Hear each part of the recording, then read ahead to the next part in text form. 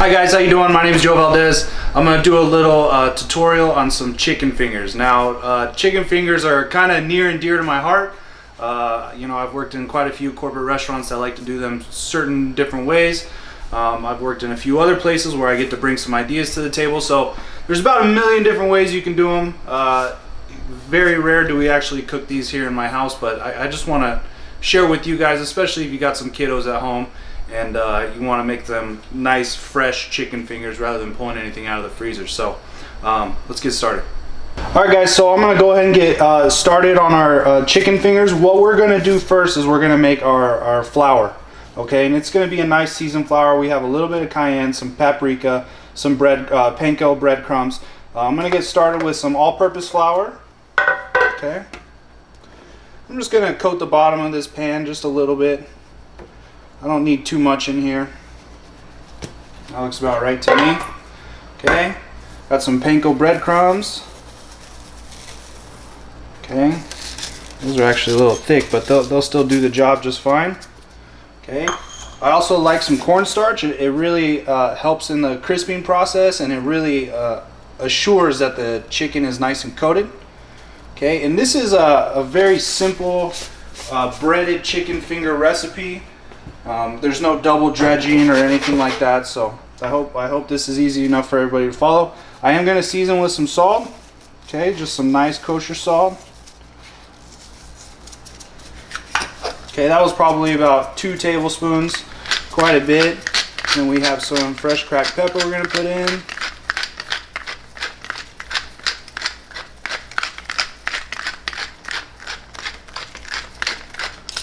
Alright, teeny tiny bit of cayenne.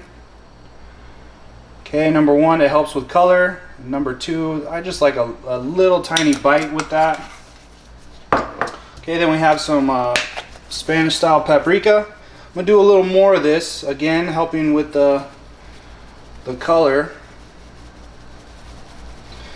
Now we want seasoned flour, okay, but we don't want flour that's trying to compensate for something. Okay, we really want the chicken to shine through here. I'm just going to go ahead and mix this with a fork. This will just be our flour dredge. After this, we're going to move on to how to cut chicken tenders. And yes, I do cut chicken tenders, especially when I deep fry them at home. Keep them nice and thin. They will cook a lot faster, a lot more even because of how chicken tenders are cut. And in my recipe, you could also use chicken breasts, okay, any type of white meat that you can cut down nice and thin. The most important part is cutting against the grain with said chicken. Okay, so there's our seasoned flour. Looks pretty good. This is pretty basic. Okay, you can add a lot more to this. You could add some granulated garlic, some onion powder, or you know, garlic powder. This is just how I like to keep mine. Nice and simple: paprika, cayenne, black pepper, salt, panko, cornstarch, and flour. Okay, so that's ready to go. Now for my chicken, I love a nice buttermilk brine with some acid to it. Okay, so first I'm going to cut this chicken, and then we're going to build the brine together right here in this little Cambro. Okay, so I've got some chicken tenderloins right here. I'm just going to get them out on our cutting board.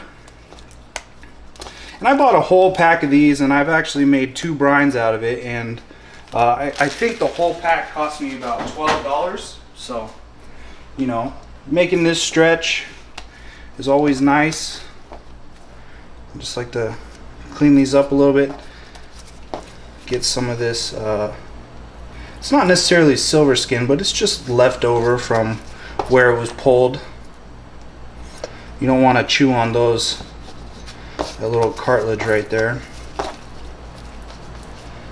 And get some of this fat off.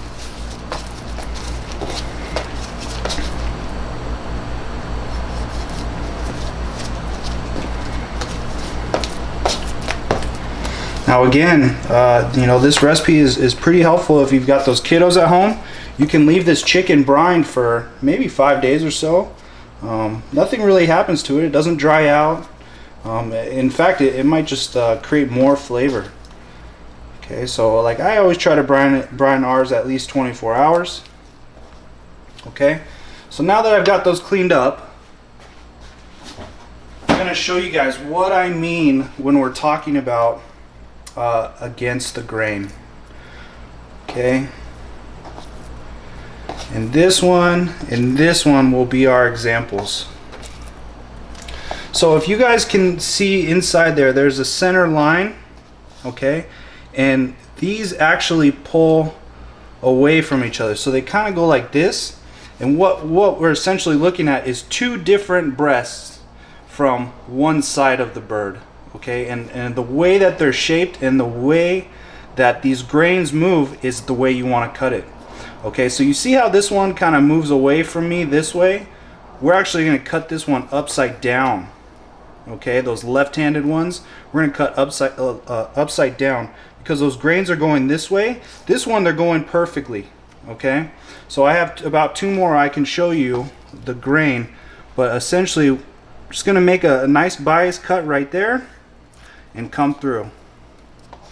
Okay, and what this process allows us to do, it allows that buttermilk to really soak in, okay, when we cut against the grain. Also, it allows the fry oil to penetrate that chicken a lot better, so it cooks faster and it cooks more evenly. Okay, so again, this middle line is moving away from us, so I'm going to turn it upside down and on a bias just cut it nice and flat. Okay, again, this bias is moving away from us, so I'm going to turn it upside down and just come through. Now that one's going to be two pieces, and that's not a big deal. This is always great for popcorn chicken, or if you have kiddos who only like one bite pieces at a time, that's great too. Again, moving away from us, so I'm going to turn it upside down. Nice bias through the center. Okay, flat, flat. Now this is what I like to call a regular one because it's on my right side. The bias is moving away from me on this side, so I'm not going to turn it upside down. Once again, bias cut through. Okay, nice and simple. And I like to cut them smaller. They cook faster. It creates a more even cook. Okay, so I'm going to get those in the Cambro right there. We are going to build our brine. So we're gonna build our brine right on top of this chicken, and like I said, I like to brine this for at least 24 hours. I've got some brown sugar, just a little bit, maybe a third of a cup of brown sugar.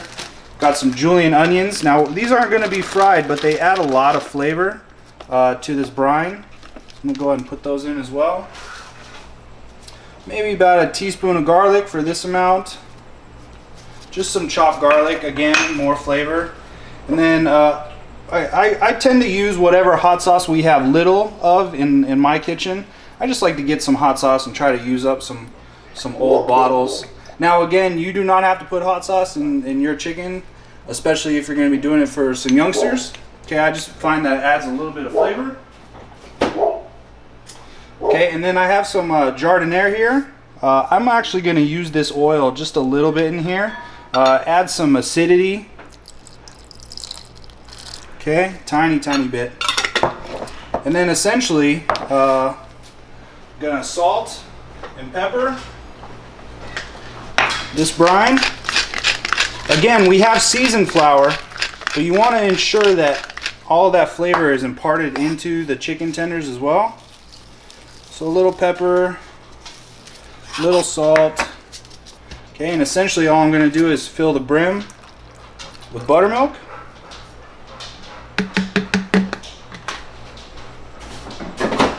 Okay, and then make sure everything is nice and incorporated. Okay, making sure that brown sugar is broken down, the garlic is moved around, those onions have found a nice place. And then what I'll do is I'll leave this in the fridge for about 24 hours. It can last a lot longer too, maybe 5 days, 7 days. It really all that it does is that chicken really breaks down and becomes really nice and tender, and it imparts a lot of flavor. Okay, so now we have our breading made. We have our chicken brined. This one will go in the fridge for 24 hours. Luckily for us, I made one yesterday.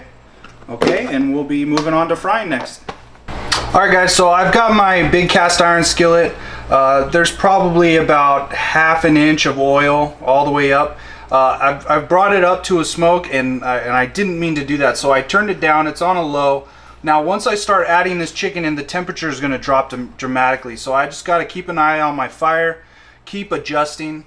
Alright, so we are going to essentially, and again, these are the tenders that I brined yesterday. All we have to do is take them out of the brine, shake off some of those onions, get them fully dredged in our fry flour,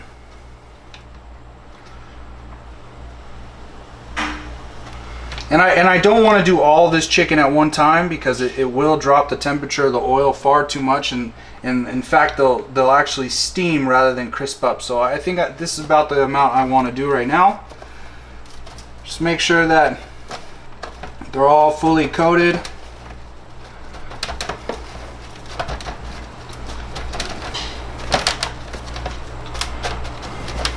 Okay.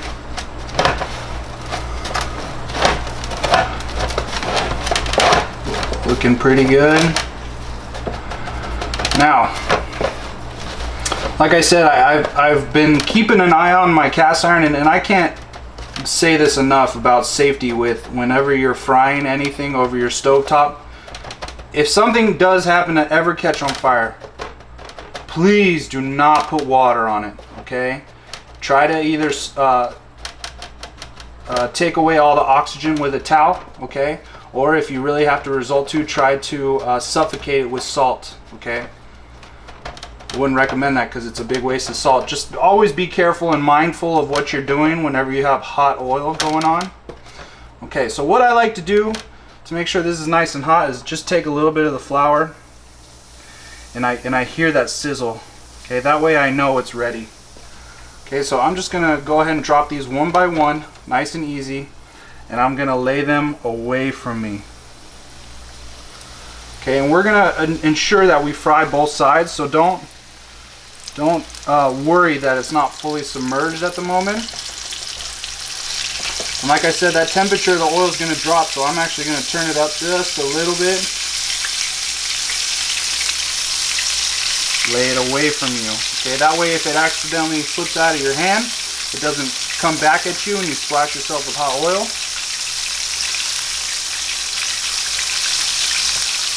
Okay, and I did turn the heat up a little bit because I knew that that temperature was going to drop dramatically when I dropped those in, okay? And because we sliced these nice and thin, and because they were brined overnight, they're not going to take very long in here, only a couple minutes. Okay, making sure that we're turning them. Meanwhile, I'm going to get the rest of our chicken breaded. Making sure we're shaking off some of that excess buttermilk.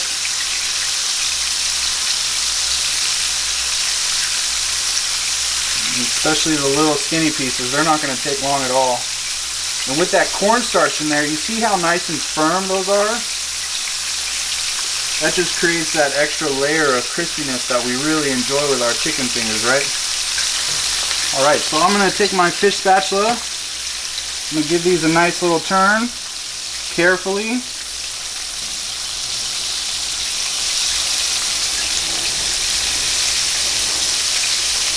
We'll leave those in probably another 2 minutes or so.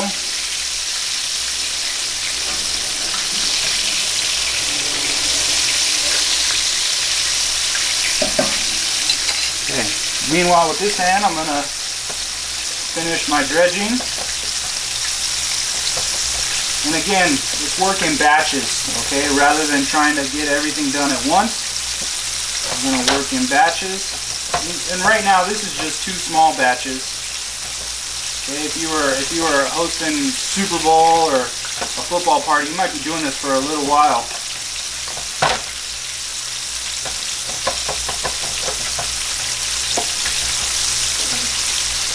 And these will still pack a lot of flavor through that brine, through that buttermilk, the jardinera oil I put in. just whatever leftover hot sauce I had. That was a chili lime, I think. So these are about to be pretty good. Alright guys, so these have gone about 3 minutes each side. I'm just going to carefully remove these and put them in a drain pan. You don't want to take too much of that oil with you. And you see how much of that oil was absorbed.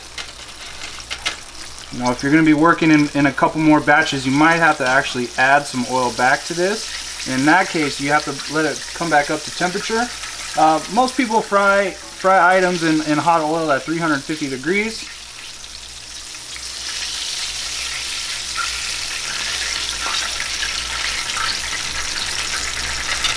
Okay, and we're gonna move on to plating once I let these rest. Alright guys, so our chicken tenders, chicken fingers have rested. Just gonna go ahead and plate them up, nice and easy. Again, these are great for your kiddos, great for adults to the liking, and great for any game day as well. Okay, hope you guys give it a try.